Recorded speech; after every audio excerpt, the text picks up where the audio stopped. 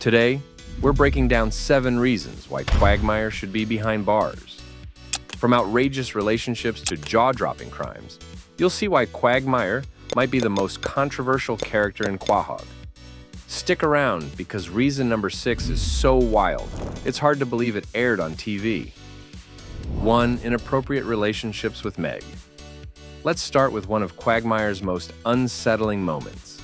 His highly inappropriate relationship with Meg Griffin. This is a special day for you, young lady. Here's a gift for you. A scented candle? Thanks, Mr. Quagmire. Well, it's your 18th birthday, Meg. That's a very important milestone in a young woman's life. And you know what? You got another member right next door if you ever want to talk and stuff. Happy birthday. In the infamous episode Quagmire and Meg, we see Quagmire taking a romantic interest in her the moment she turns 18. Yes, technically it's legal, but let's not ignore the creepy power dynamic here. Quagmire, a man in his 40s, preys on Meg's vulnerability and low self-esteem. It's not just uncomfortable, it's downright predatory. What is going on over here? We taking our shirts off now? Okay, follow the leader. While the writers played this off as dark humor, it struck a nerve with fans who felt the joke went too far. There you are, you son of a bitch! You get away from my daughter, you pervert! Meg, get in the car, we're going home! I'm not going home. I'm 18, and you can't tell me what to do anymore. Meg, I'm only gonna say this once. You may be an adult, but you're still my daughter. And it's my job to protect you from errant wieners. This isn't just a gag gone wrong. It's one of his most disturbing moments. 2. Intentional shooting of Peter. Quagmire and Peter Griffin's friendship has always been a roller coaster ride. But one event took their complicated friendship to a whole new level. When Quagmire intentionally shot Peter, not once, but twice. The story begins when Peter accidentally shot Quagmire in the arm during one of their bizarre outings. Hey, Peter, you got your safety on, right? Yeah, of course. Okay, because your gun is pointing right at me. Wait, want me to pull the trigger and prove it to you? No, I just want to make sure your safety's on. There, see Quagmire? Safety's on. Now this is a gun without a safety. Oh! Quite the difference. Instead of brushing it off as an accident, Quagmire took it personally. Damn it, Peter, that's it. I am done. I'm done with you. I'm done with all your crap. I never want to speak to you again. This friendship is over. So much so that he decided their friendship was over.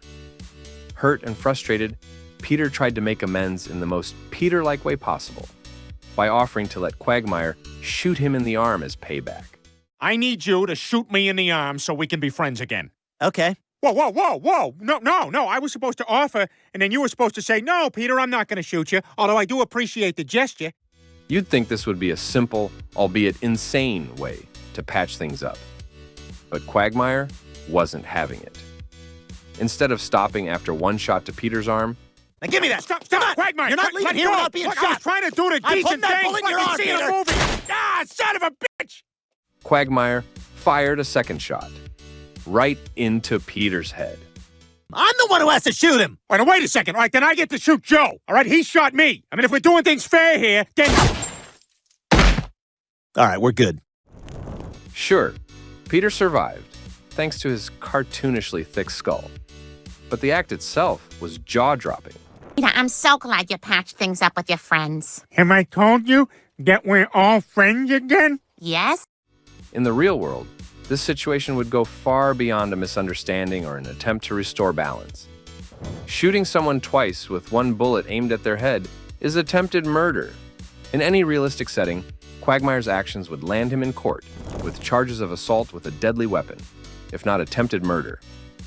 But in Quahog, it's just another wild chapter in their chaotic friendship. 3. Quagmire married a giraffe. Quagmire's love life has always been unconventional, but marrying a giraffe takes it to a whole new level. The marriage took place during a period of complete anarchy in Quahog. After the local government disbanded,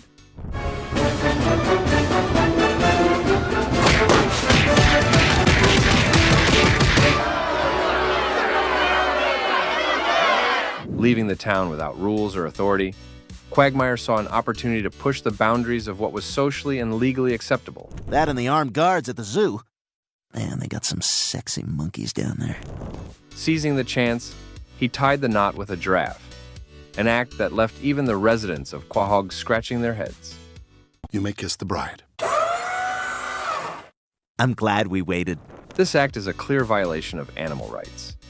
Animals cannot give consent, and any attempt to involve them in human relationships crosses serious ethical boundaries. This storyline might have been a joke, but it highlights just how far Quagmire's antics go beyond the realm of acceptability.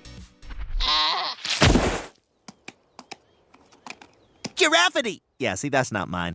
Even in a fictional town like Quahog, this would raise eyebrows and lawsuits.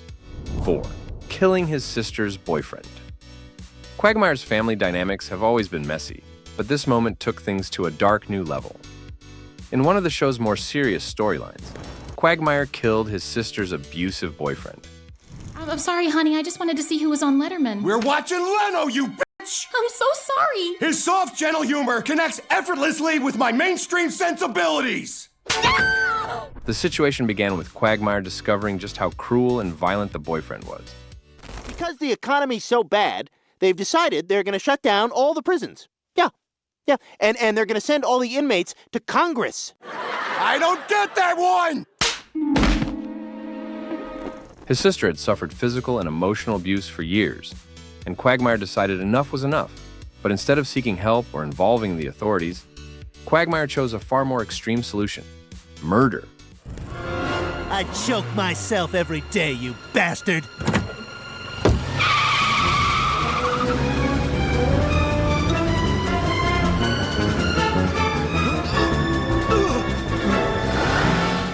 While his actions may have seemed like vigilante justice to some viewers, the reality is that this was a premeditated crime. In the real world, this would be classified as first-degree murder, no matter how terrible the victim was. Burned down a pharmacy. Quagmire's chaotic antics hit a new low when he and Peter burned down a pharmacy. While it might seem like another absurd Family Guy joke, the story behind this act of arson reveals just how reckless and criminal Quagmire can be. This ain't so hard.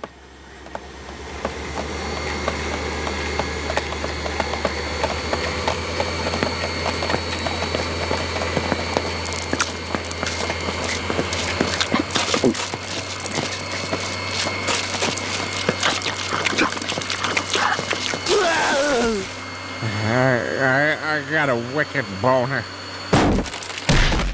It all started when Peter and Quagmire decided to work at the pharmacy together. As expected, their stint didn't go smoothly.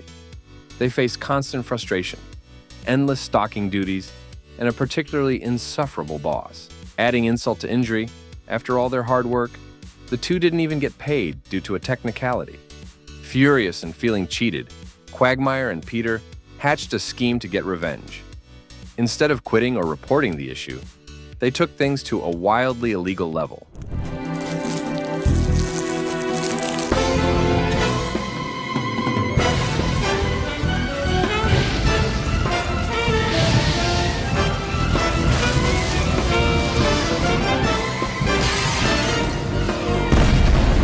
They decided to burn the pharmacy down. But they didn't stop there. Their plan was to make it look like an accident so they could collect the insurance payout.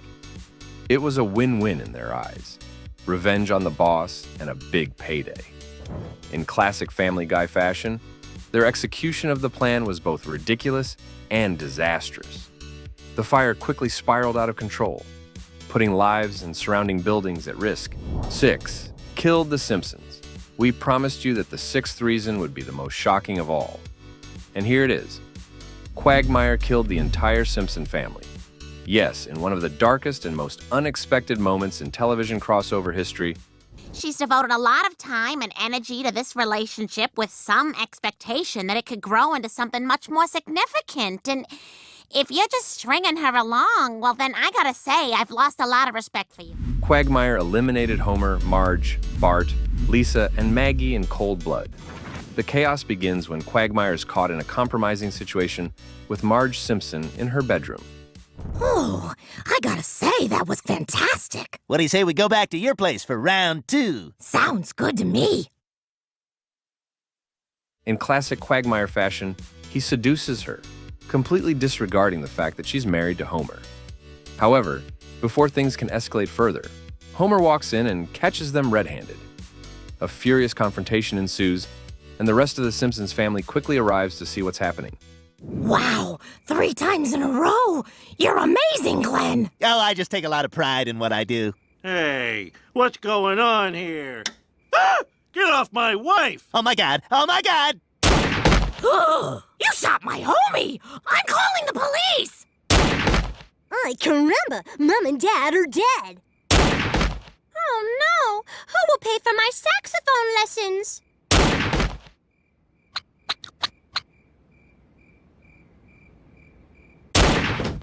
What makes it even more disturbing is Quagmire's lack of remorse. He acts as if killing the Simpsons is no big deal, showing no hesitation or guilt. Even in the world of Family Guy, where outrageous antics are the norm, this act goes beyond acceptable limits. In real life, such an atrocity would guarantee life imprisonment, or worse. But in Quahog, it's just another day in Quagmire's chaotic life. 7. Animal abuse. And finally, we come to one of Quagmire's most troubling tendencies, his mistreatment of animals. I have some news. Tell me, tell me. I met someone. What, you did? Oh my God, Glenn, he's amazing. I couldn't be happier. Really? What's his name? The story behind Quagmire's hostility towards Brian begins with a deeply personal issue. What really pushes him over the edge is discovering that Brian, yes, Brian the dog, enters into a romantic relationship with Ida.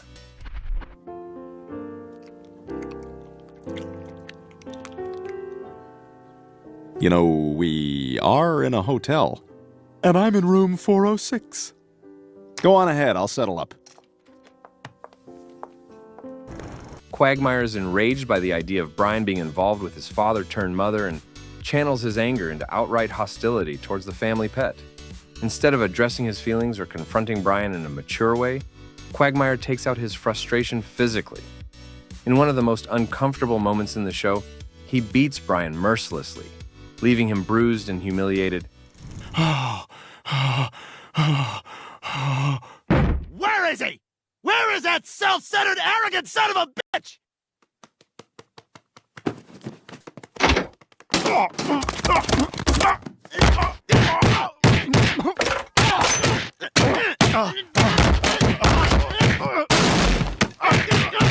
If I ever see you anywhere near my house, I'll blow your head off! Hey. Your dad. While this moment is played for laughs in typical Family Guy fashion, the sheer brutality of the act is hard to ignore. It's one more reason why his actions aren't just outrageous, they're downright criminal. So there you have it, 7 jaw-dropping reasons why Quagmire should be behind bars. Let's not forget the moments that truly shocked us, like when he killed the entire Simpson family, or brutally mistreated Brian. From taking advantage of Quahog's lack of government to marrying a giraffe, Quagmire doesn't just break the rules, he shatters them in ways that are both outrageous and deeply troubling. Got a favorite Quagmire moment we missed? Drop it in the comments. We'd love to hear your thoughts, and if you're craving more Wild Family Guy content, hit that subscribe button and join us for the next deep dive into Quahog's craziest antics. Thanks for watching, and remember, stay giggity. See you next time.